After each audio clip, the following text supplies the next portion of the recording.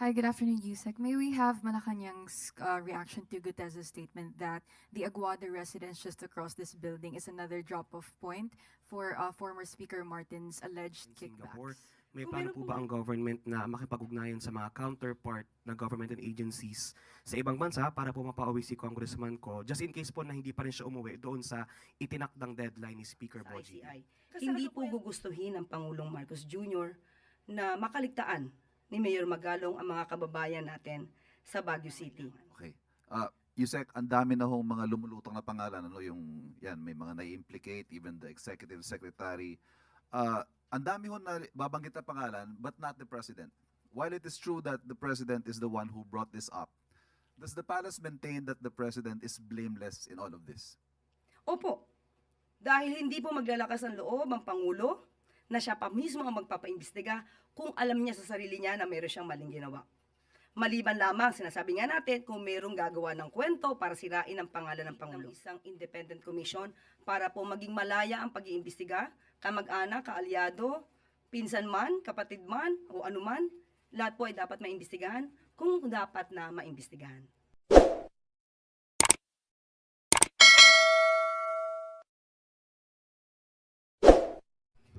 Maraming salamat po, Sir Juni. Thank you, ma'am. Mag-ingat po tayong lahat. Salamat po. At maaari na po akong tumanggap na inyong mga katanungan.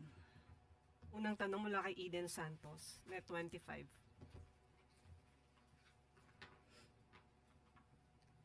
Yusek, good afternoon po. Ano po ang reaksyon ng Malacanang dun po sa naging testimonya ng dating security aide po ni Kong Zaldico na si Orly Guteza, implicating po former Speaker Romualdez, pinsan po ng ating Pangulo, dun sa flood control anomaly, saying na siya mismo yung nagdi-deliver ng mali-malitang pera na kung tawagin po nila ay basura. Muli, ang nais ng Pangulo, lahat po na magtetestigo, ay makumpleto po sana ang ebidensya dahil ito po ay magagamit kung masasampahan ng kaso sa korte. At dapat ayusin kung ano man ang kanilang mga salaysay. At katulad nga nito, napabalita rin po na yung mismo notaryo publiko ay sinasabing peke dahil hindi daw po niya ito ninotaryuhan.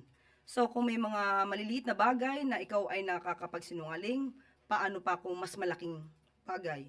So pero muli, ang lahat ng ebidensya, kung ito man ay lahat ay makukumpleto, yun po ay tatanggapin at kailangan lamang pong ibigay sa ICI at hindi naman po makikialam ang Pangulo dahil nga po mayroon na po tayong isang independent commission to investigate on this matter. Yusek, follow-up question lang po. Ito po bang nangyaring ito sa hearing ng Senate ay they're trying to implicate din po ang Pangulo by implicating Speaker po dun sa flood anomaly? Wala po tayo nakikitang gano'n. Napakalayo po ng ganong klaseng opinion. At hindi po magpapaimbestiga ang Pangulo maliban lamang sa ibang mga obstructionist na ang nais talaga ay sirain lang ang pangalan ng Pangulong Marcos Jr. Ivy Reyes, Bilyonaryo. Hi, good afternoon, Yusek. May we have Malacanang's reaction to Gutez's statement that the Aguada residence just across this building is another drop-off point for former Speaker Martin's alleged kickbacks? Kung meron pong ganitong talagang pangyayari, patunayan naman po. At hindi naman po muli, hindi po makikialam ang Pangulo sa mga pag-iimbestiga na ito. Kaya po nag-create ng isang independent commission para po maging malaya ang pag-iimbestiga, kamag-anak, kaalyado, pinsan man, kapatid man, o anuman, lahat po ay dapat maimbestigahan kung dapat na maimbestigahan.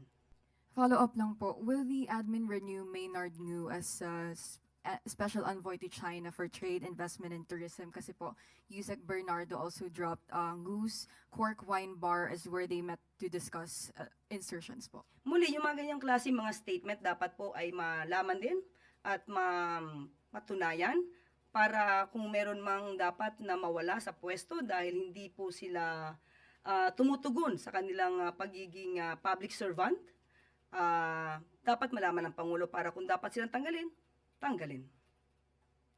Sunod na tanong mula kay Tuesday New, BZBB. Good afternoon, ma'am. Kanina po sa event ni Presidente sa Palasyo, may nabanggit po siya na plano ng pamahalaan na amyendahan yung 4Ps. Anong aspeto po ng programa ang nais na maamyendahan? Opo, sa ngayon po kasi, ang lumalabas po sa rule una po na ito ay hanggang 7 taon lamang ang pagbibigay ng ayuda sa mga miyembro o benepisyaryo ng 4Ps. Ang balak po nila ay matanggal itong 7 taong period na ito, at magkakaroon lamang po at i-strengthen yung case management, at kung halimbawa po hindi pa po nila kayang gumraduate sa katapusan ng 7 taon, ay mananatili pa rin po ang pagtulong sa ating mga kababayan na nasa ilalim po ng 4Ps. Pero mas mabuti po at mas gugustuhin po ng pamahalaan na ang karamihan po sana na naging benepisyaryo ng 4Ps ay makagraduate, dahil ibig sabihin po nun ay umaangat ang kanilang buhay. Pangalawa po, isasama na rin po as member of Advisory Council ang DSUD para sa pabahay, pati po yung pong first 1,000 days na monitoring, kasama na rin po ang mga batang 0 to 2 years old. Kasi dati po nag-i-start po kapag ka po 3 years old hanggang 18 years old. So kasama na rin po yung 0 to 2 years old. Thank you, ma'am. Sunod mula kay Kirsten Yuzores, DZMM. Good afternoon, Yusek. Despite the report po that Congressman Zaldico is in the US para po sa pagpapagaling, may mga nag-leak po sa social media ng supposedly itinerary ni Congressman Ko going to Spain and Singapore. May plano po ba ang government na makipag-ugnayan sa mga counterpart na government and agencies sa ibang bansa para po mapauwi si Congressman Ko, just in case po na hindi pa rin siya umuwi doon sa itinakdang deadline ni Speaker Bogie D? Kasi sa kalukuyan po ay mayroon pong ilbo na nakalabas po para kay Representative Zaldico. Kaya po monitor kung saan po siya pumupunta. Pero ayon po sa DOJ, nakausap po natin, since meron pong investigation sa Senado, mas maganda po kung sila po mismo ang magre-request ng Blue Notice. At maaari din naman po maghiling ang DOJ ng Blue Notice, at dahil nagsisimula na rin po sila mag-imbestiga. Pero bilang courtesy po sa Senado, mas nanaisin po nila na mauna po ang Senadong kumilos dito. Sunod, Kenneth Pasyente, PTV. Hi ma'am, good afternoon. Ma'am, recently itinalaga po si dating SC spokesperson Attorney Brian Kitosaka bilang executive director po ng ICI. May we know kung ano po yung mga ikinonsider para siya po yung ma-appoint doon sa position? Liliwanagin lamang po natin, no? Ang pagpili po kay Attorney Brian Hosaka ay hindi po galing mismo sa Pangulo, dahil binibigyan din po niya ang independence ng ICI sa pagpili. Nung ito po ay napili na po ng ICI members, yun naman po ang kinonsidera, kaya po ito na-appoint ng Pangulo. Okay. Ma'am, on other matter, sinabi niyo na nga po na titiyakin talaga yung independence nitong ICI. Pero paano po yung mga issue na ibinabato po kay Mayor Magalong, dahil may ilang labor groups po na kine-question yung kanyang papel bilang investigator, since mayor din po siya ng Baguio, that may affect yung independence po ng body. Kabilang din po dun sa sinasabi ay yung isang tennis court na maanomalya rin po ang pagpapagawa ng Baguio City sa St. Gerard na pag-aari rin po ng mga diskaya. Opo, batid po natin at kinikilala po ng Pangulo ang ambag o naging ambag po ni Mayor Magalong, at siya po ay tinalaga bilang special advisor. So liliwanagin po natin, ang pagtalaga po sa kanya ng Pangulo ay bilang special advisor at hindi po lead investigator or in any other form na pag-iimbestiga. Hindi po siya naitalaga sa pag-iimbestiga, at hindi po at wala po siyang power over the PNP and CIDG, dahil ito po ay under sa DILG. At opo, nababalita na nga po, medyo question po ang kanyang pagiging special advisor at yung kanyang ginagawang pag-iimbestiga. Although hindi po siya in-appoint as investigator. Nadinig po din natin ang kagalang-galang na Mayor Magalong na nauubusan na yata siya or busy siya or kinukulang na ang oras niya sa Baguio City dahil busy siya sa ICI. Hindi po gugustuhin ng Pangulong Marcos Jr. na makaligtaan ni Mayor Magalong ang mga kababayan natin sa Baguio City. At kailangan unahin po rin ang mga kababayan natin sa Baguio City dahil siya po ay special advisor. Di naman po niya kinakailangan na ubusin ang oras sa ICI dahil hindi po siya miyembro ng ICI. At ang tungkol naman po sa tennis court na di umano ay maanomalya. At dahil dito po, nakausap po natin ang Pangulo kahapon. At kung may issue po tungkol sa conflict of interest at paglabag sa konstitusyon dahil nagdadalawang pong trabaho siya.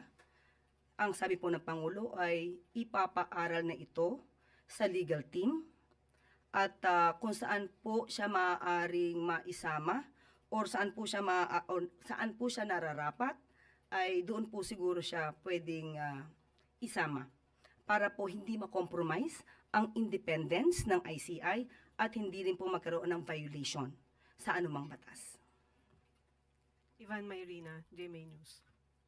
Yusek, clarify ko lang, saan po galing yung 36 billion na ililipat from DPWH to DSWD? Ito from the current budget. Sa 2026, yung supposed to be na Umakinan matitipid, di ba po? Yung matitipid na hindi na isasama dahil nakita na hindi dapat makasama sa DPWH flood control projects, doon na lang po kukunin para po mas maibigay sa nararapat at nangangailangan. Okay.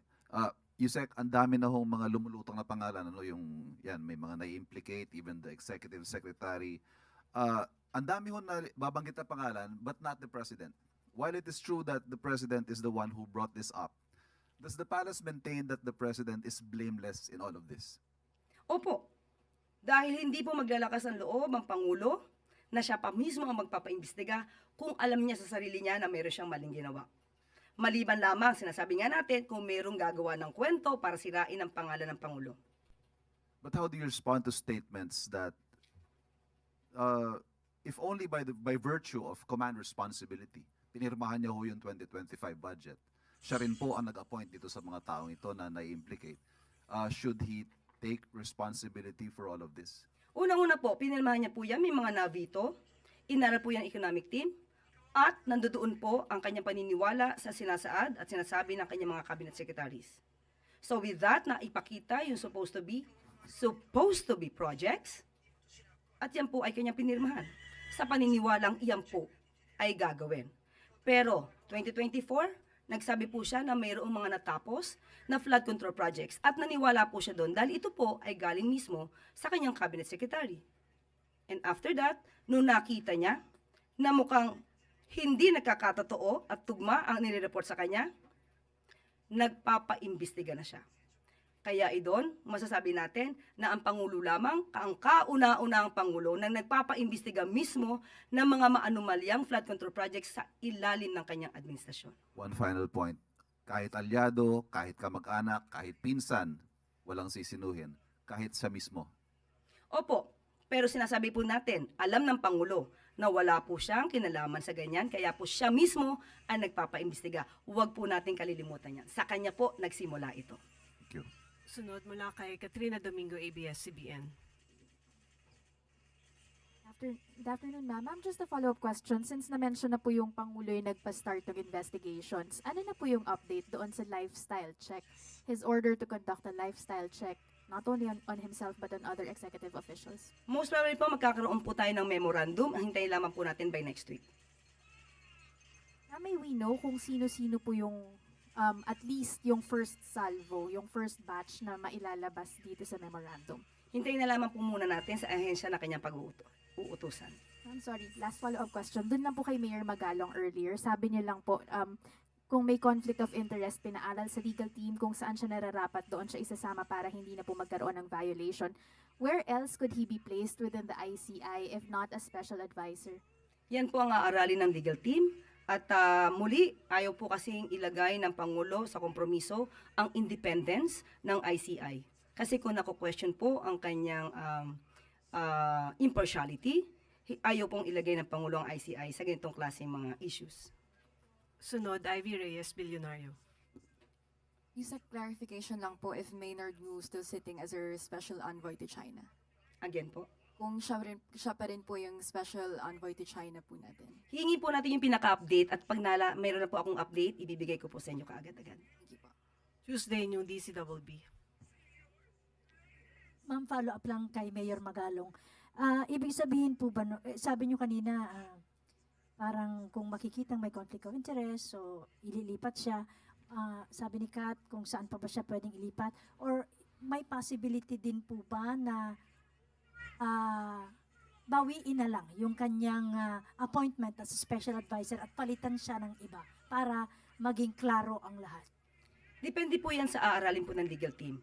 Kung yan po ang mas nararapat, para nga po hindi makompromiso yung independence ng ICI at hindi po magkaroon ng violation ng anumang batas at ng konstitusyon, tingnan na naman po natin kung ano po ang magiging solusyon at resolusyon ng legal team. Thank you, ma'am. Easy clear. Maraming salamat. Bilang suporta sa ating mga magsasaka, mas mahabang rice import ban isinusulong ni Pangulong Marcos Jr.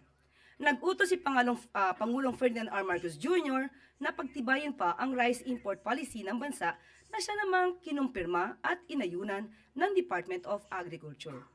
Sa ilalim ng direktiba ng Pangulo, pahahabain pa ang 2-month import suspension na magtatapos dapat sa November 2. Layunin din itong i-stabilize ang presyo ng palay sa merkado at alalayan ang mga Pilipinong magsasaka sa panahon ng ani.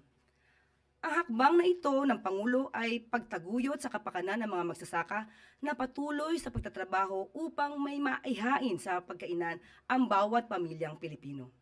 Para patatagin pa ang ekonomiya ng bansa, ibinaba na ng Bangko Sentral ang policy rate sa 5% mula sa 5.25%. Sa madaling sabi ay bababa na rin ang interest rates para sa housing, car, at business loans. Malugod ding inulat ng BSP ang malaking pagbaba ng inflation rate sa bansa. As of August 2025, nasa 1.5% na lang ito, malayo sa naitalang 8.7% noong January 2023. Bukod dito, ipinaliwanag ng BSP na ang kasalukuyang antas ng interest rate ay nasa tinatawag nilang Goldilocks zone o antas na sapat para suportahan ang paglago ng ekonomiya habang nananatiling mababa at kontrolado ang inflation. Ito ang mga tinalakay kahapon sa pakikipagpulong ni Pangulong Ferdinand R. Marcos Jr. kasama ng Bangko Sentral ng Pilipinas. Alinsunod ito sa nais ni Pangulong Marcos Jr. na palakasin ang ekonomiya ng bansa at magdagdag ng mas maraming job opportunities para sa bawat Pilipino. At dito na po rin tatapos ang ating press briefing. Magandang araw para sa bagong Pilipinas.